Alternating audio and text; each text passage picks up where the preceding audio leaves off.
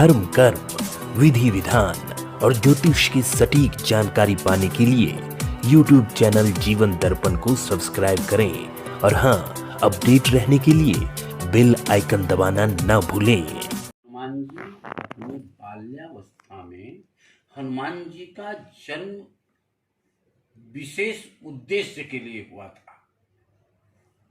हनुमान जी का जन्म विशेष उद्देश्य के लिए हुआ था।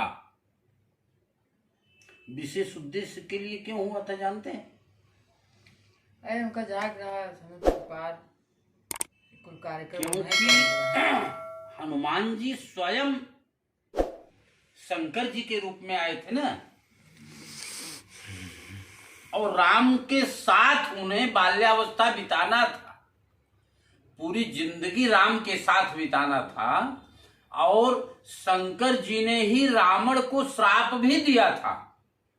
रावण ने 10 शंकर जी की ही पूजा किया था, 11वें शंकर जी की पूजा रावण ने नहीं किया था। वही 11वां शंकर हनुमान के रूप में प्रकट होकर के पूरी लंका को धराशायी बना दिया। समझ रहे हैं ना? अब बाल्यावस्था में सूर्य को लेने के बाद में जब हनुमान जी आए, सूर्य से शिक्षा भी प्राप्त किए।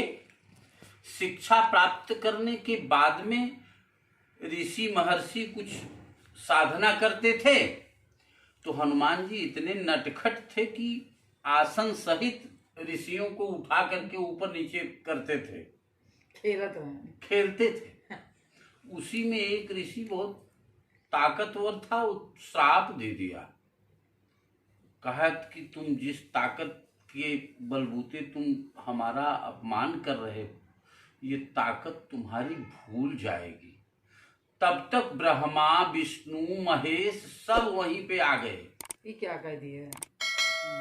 कहा कि ये ठीक नहीं किया आपने। जिस उद्देश्य से इनका जन्म हुआ है उसमें असीम ताकत की जरूरत पड़ेगी, तो आप अपने इस श्राप में परिवर्तित करें। तो उन्होंने अपने श्राप में परिवर्तन क्या किया जानते हैं? कि इनको यदि इनकी ताकत का एहसास दिलाया जाएगा, ताकत की अनुभूति दिलाया जाएगा, तो और उस ताकत की अच्छी व्यवस्था, सही सदुपयोग अगर किया जाएगा, तो इनके पास पुनः ताकत आ जाएगी। तो समुद्र के किनारे जितने भी बंदर थे, सारे बंदरों ने, कोई कहा हम पार हो जाएंगे, वहां से वापस नहीं आ पाएंगे, कोई कहा हम आधे दूर जा पाएंगे, इसके बाद में हमारी ताकत खत्म हो जाएगी, कोई कहा कि हम ये कर लेंगे, कोई कहा ये कर लेंगे। लेकिन हनुमान जी ने अपनी सीमा बताया नहीं। हनुमान जी ने अपनी सीमा नहीं बताया।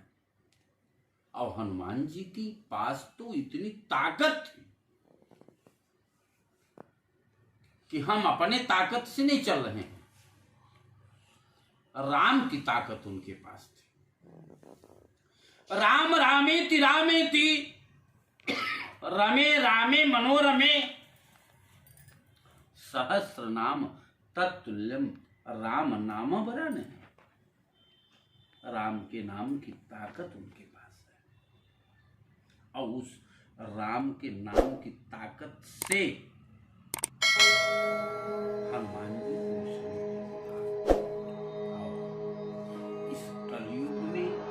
रामचरितमानस को लिखने वाले तुलसीदास जी ने हमारे आपके लिए एक ऐसा चौपाई दे दिया जिसको हनुमान चालीसा के नाम पर हम आप जानते हैं। विशेष संकट पड़ने पर, विशेष उद्देश्य की पूर्ति के लिए हम आप भी यदि 108 बार हनुमान चालीसा का पाठ करते हैं या किसी ब्राह्मण के द्वारा कराते हैं, तो तो हमारे आपके जीवन में आमूल चूक परिवर्तन आएगा, और जिस उद्देश्य के लिए हम आप करते हैं निश्चित हमारा आपका उद्देश्य पूर्ण होता है। अब 108 बार को क्यों 108 बार लिखा हमने आपने सोचा? चूंकि हनुमान चालीसा में तो लिखा है यह 7 बार पाठ कर जोई, 7 माने 100, लेकिन 108 को हम कह रहे हैं। 108 को क्यों कह रहे हैं ना? 8 माने 108 को अगर एक एक अंक को जोड़ेंगे तो कितना हो जाएगा? 108 को अगर जोड़ेंगे तो कितना हो जाएगा?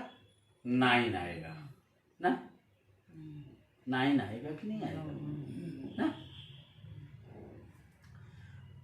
और नवग्रह कितने होते हैं? 9 होते हैं। सारे नवग्रहों पर अंकुश लगाने की सामर्थ्य हनुमान जी में है। सारे नवग्रहों पर अंकुश लगाने की सामर्थ्य हनुमान जी में है, और यही हनुमान जी सूर्य और शनि के विवाद को भी समाप्त किया है। पिता और पुत्र में भी वैमनस्य बना था, उस वैमनस्य को दूर करने में हनुमान जी की बहुत अच्छी भूमिका है।